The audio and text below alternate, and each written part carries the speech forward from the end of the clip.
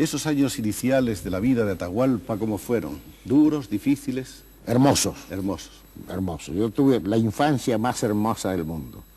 Unos padres encantadores, una madre vasca, un padre mestizo, un hombre recto, de pocas palabras. Me dijo, jamás voy a buscar un domador para ese caballo, siendo él hombre de a caballo. ¿Le gusta ese caballo, este zainito? Sí. Bueno, ahí lo tiene, arréglese.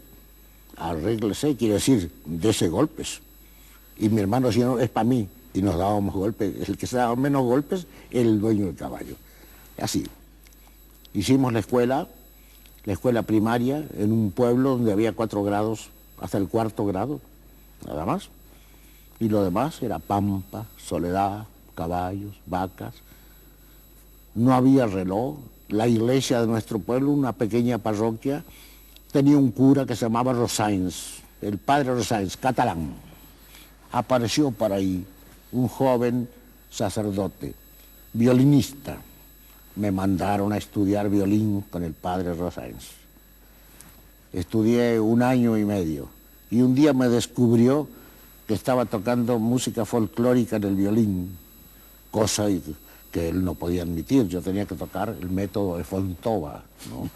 Los estudios, el re, el do, las escalitas.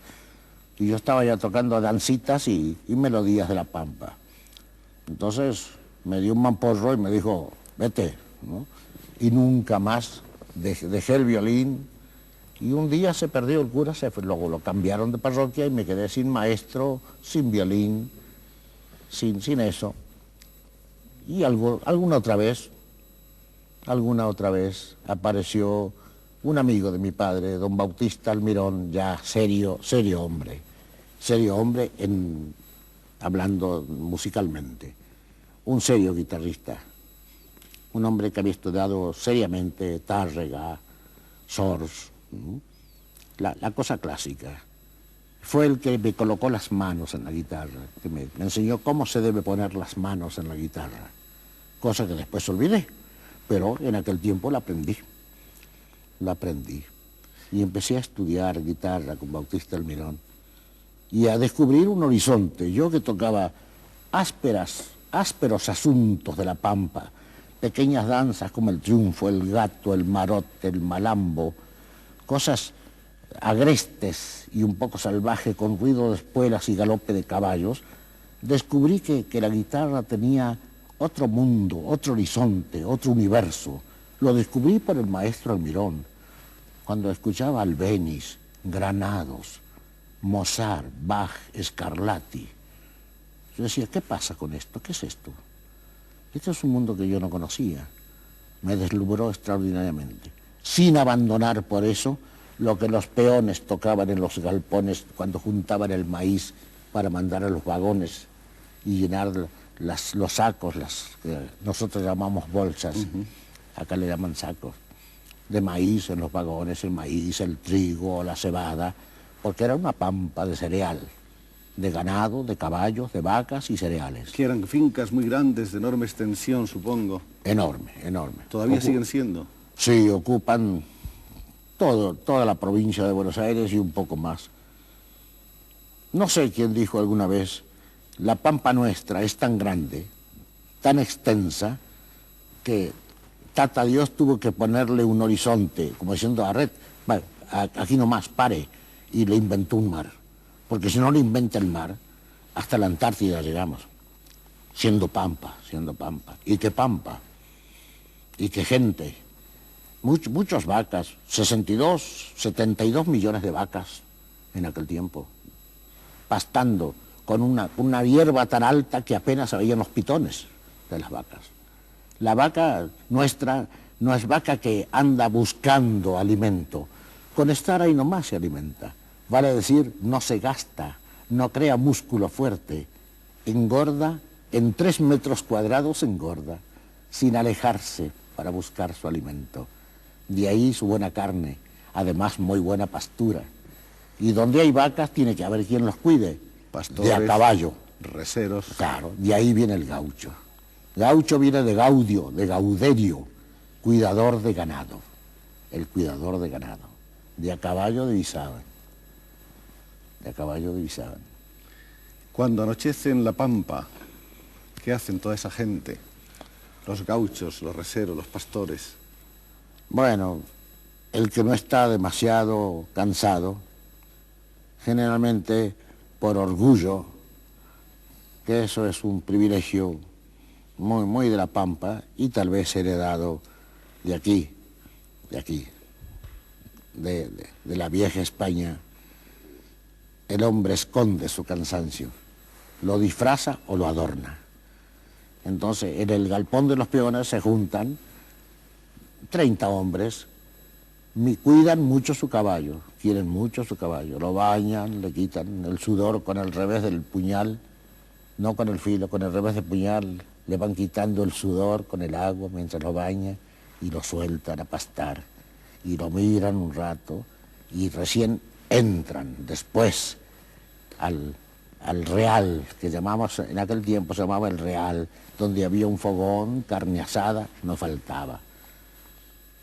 Y por ahí se entretenían conversando sus cuentos, sus bromas, sus sentencias.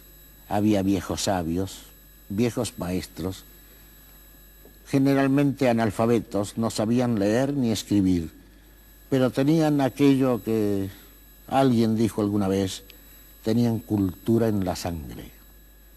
Esa gente con cultura en la sangre fueron los primeros maestros que yo tuve. Y no faltaba una vieja guitarra rota, gastada, y la tocaban. Y yo escuchaba y para mí... Fascinado. Era un coral de Bach, a quien descubrí 1000 años después. O sea que para usted fue primero la música que la poesía. Sí, sí. Mucho antes. Indudablemente. Indudablemente, la música primero. Primero la música. Sin tener una cabal conciencia de qué era la música. A mí me llenaba de placer y de felicidad, y de inquietud y de desvelo. Me inquietaban. Después empecé a notar, a los 12 años, 14 años, empecé a notar qué es lo descriptivo, qué es lo subjetivo, por qué elige un ritmo el hombre cuando quiere contar una carrera de caballos o un duelo de puñal entre dos gauchos enfadados. Lo narra ese acontecimiento desdichado de la pampa y lo narra con un ritmo determinado, pero busca que se llama milonga o que se llama cifra en aquel tiempo. Pero para tratar asuntos del corazón o de la soledad, empezando porque no le gusta el mucho auditorio, le gustan los dos amigos. Si hay 10, hay 8 que sobran. Y además, la cosa inteligente y de buen tacto, esos 8 sabe que sobran, se dan cuenta que sobran, y liando su cigarrillo, encienden en el leño que está, encienden su cigarrillo, es la lumbre que tienen, y se van a la puerta como diciendo, no me voy, sabiendo que ese hombre quiere decir cosas a sus 2 amigos y no a 10 amigos, porque no es audición, es confidencia. Entonces nace lo que se llama el estilo de la pampa. El hombre es como quien se abre las venas para que se desangre poco a poco lo que tiene muy íntimo guardado, su sangre. Entonces, ¿para qué? ¿Para qué recital? ¿Para qué audición? Con 2 amigos. Una vez le preguntaron, Justino Leiva, era un hombre, ya tenía bigote gris, yo tenía 7 años, 8 años. ¿Qué es un amigo para usted? Hablando así entre ellos, ¿qué es un amigo para usted, don Justino? A don Leiva, el del bigote gris, un poco marrón acá por el tabaquito. Dejaba su cigarrita acá y le teñía su bigote. Y dijo una cosa que todo el mundo se rió y yo acompañé la sonrisa o la risa de la gente sin darme cuenta. Años después me di cuenta que había ahondado, que había dicho cosas con tercera dimensión. ¿Qué había dicho exactamente? ¿Qué es un amigo para usted? Un amigo, y lo pensó y fumó 2 pitaditas, dice, un amigo es uno mismo con otro cuero. ¿Qué tal? ¿Qué tal? ¿Eh? Es uno mismo con otra piel.